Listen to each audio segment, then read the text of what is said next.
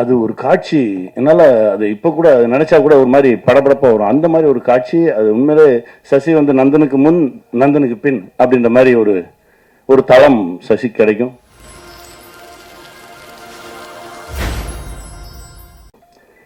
ரொம்ப நாளைக்கு அப்புறம் எங்கள் அண்ணன் சீமான் அவர்களை பார்த்ததில் பெருமகிழ்ச்சி. தம்பி வினோதை பார்த்ததில் ரொம்ப சந்தோஷமாக இருக்கு. ஏன்னா ஒரு சில மனிதர்களை பார்த்தாலே போதும் நமக்கு ஒரு எனர்ஜி வரும். அந்த மாதிரி ஒரு சக்தி நான் சொன்ன ரெண்டு பேருமே.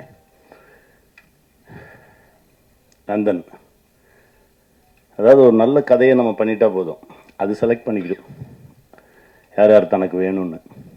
நம்ம யாரையோ நினச்சி எழுதியிருப்போம், ஆனால் அது செலக்ட் பண்ணி கூப்பிடும். வா சசி வா, நீங்கள் வாங்க நீங்கள் வாங்க நீங்கள் வாங்கன்னு கூப்பிடும். அப்படி அதுவாக தன்னை டிசைன் பண்ணிக்கிட்ட ஒரு படம் தான் நந்தன் நான் நினைக்கிறேன். ஏன்னா அப்படி தான் இதுக்குள்ளே நானும் வந்தேன். நான் வந்தது எனக்கே தெரியாது. திடீர்னு ஒரு நாள் எங்கே இருக்க அப்படின்னாங்க. நான் வந்தேன், சும்மா சசியை பார்க்க போனேன், பேசினேன். சரவணன் சார் வந்து இந்த மாதிரி விஷயம் சார் விஷயம் அப்படின்னா நல்லா இருக்கே அப்படின்னா, இது நீங்கள் தான் பண்ணுறீங்க அப்படின்னா, இது அதை விட நல்லா இருக்கே, சரி வாங்க பண்ணிடுவோம் அப்படின்னு சொல்லிட்டு அப்படி பண்ண ஒரு படைப்பு. சரவணன் உழைப்பு வந்து ரொம்ப அளப்பரியது. ரொம்ப முதல் படத்துலையும் ரெண்டாவது படத்துலையும் அவருக்கான இடம் கிடைக்கலையேன்னு எனக்கு ஒரு பெரிய வருத்தம் இருந்தது. இந்த படம் அது எல்லாத்துக்கும் சேர்த்து ஒரு இடத்த கொடுக்கும். சரவணன் வாழ்த்துக்கள்.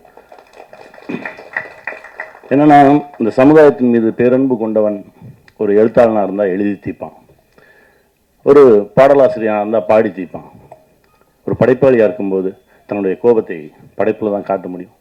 நிறைய நிஜங்களை பேசக்கூடிய ஒரு படைப்பு. அப்படி இருந்தது. படம் பார்த்துட்டு அப்படியே வெளியே வரும்போது ஒரு மாதிரி ஆயிடுச்சு. எனக்கெல்லாம் அண்ணனை அவ்வளோ பிடிக்கும். நாங்கள் ரெண்டு பேரும் சின்ன குழந்தைங்க மாதிரி கொஞ்சம் விளையாடிட்டு இருப்போம். ஆனால் அவர்கிட்ட பேசவே இல்லை. நான் இன்னைக்கு தான் பார்த்தேன். அவ்வளோ கோபம் வந்துருச்சு. அது வந்து அது ஒரு நடிகராகவும் இந்த கதை அந்த தாக்கத்தை நம்மளை உண்டாக்கி இருக்கிறது அப்படின்றது தான் ஒரு பெருமகிழ்ச்சி எனக்கு.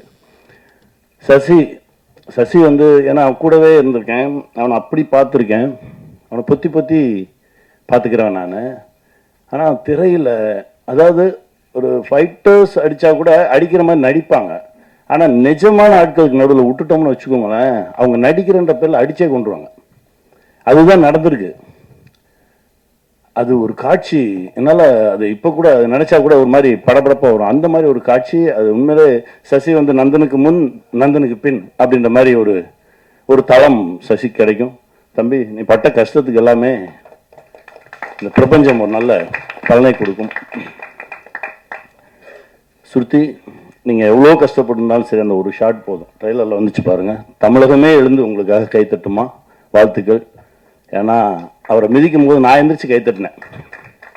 ஏன்னா அது தேவையான ஒரு இடம், அற்புதமான ஒரு ஒரு இடத்துல அமையணும் ஒரு சில விஷயங்கள். அது அமைஞ்சிருக்கு. இதை கொண்டு போய் ஜனங்ககிட்ட எப்படி வைக்க போகிறோம் அப்படின்ற ஒரு கேள்வி எனக்கு எப்பவுமே இருக்கும். ஏன்னா ஒரு வருஷத்தில் ஒரு 52 வாரம் இருக்குது. இந்த 52 வாரத்தில் ஒரு 7-8 பெரிய படங்கள் வரும்போது நீ யாரும் வந்துடாதீங்கன்னு மறிச்சிருவாங்க. உங்களுக்கு தெரியும். அந்த பெரிய படம் வந்தால் ரெண்டு வாரத்துக்கு வேறு எந்த படமும் வரக்கூடாதுன்றவாங்க. அந்த மீதி இருக்க நேரத்தில் தான் பாவம் 7-8 படங்கள் வந்து விழுந்து அதில் நல்ல படங்கள் சிதைக்கப்பட்டு எங்கெங்கேயோ போய் ஏதோ நடந்து ஒரு 200 படம் ஒரு வருஷத்துக்கு ரிலீஸ் ஆகுது அப்படின்னா, ஒரு 20 படம் ஓடுது அப்படின்னா அதில் ஒரு 10 படம் கமர்ஷியல் படமாக இருக்கும், ஒரு 10 படங்கள் இந்த மாதிரி ஒரு நல்ல படங்களாக இருக்கும். அந்த நல்ல படங்களை காக்கக்கூடிய ஒரு மனிதர் வேணும் அப்படின்னு நினைக்கும்போது தான் அண்ணா ரவி அண்ணா உள்ளே வந்திருக்காருனாங்க. ரொம்ப சந்தோஷமாக இருந்தது. அண்ணா ரொம்ப மகிழ்ச்சி. இந்த படத்தை சரியாக கொண்டு போய் ஜனங்கிட்ட வைங்க. ஏன்னா இது அங்கே நடக்குது இங்கே நடக்குது, இந்த காலத்துலேயும் இப்படியெல்லாம் நடக்குது அப்படின்லாம் பேசிக்கிட்டு இருப்பாங்க. இந்த காலத்தில் தான் நடந்துகிட்டு இருக்கு, இன்னும் நடக்கும். அதை நடக்க விடாமல் மனிதனாக மாற வேண்டும் அப்படின்றது தான் இந்த படத்துடைய ஒரு அடிநாதம். இது வெல்லணும்.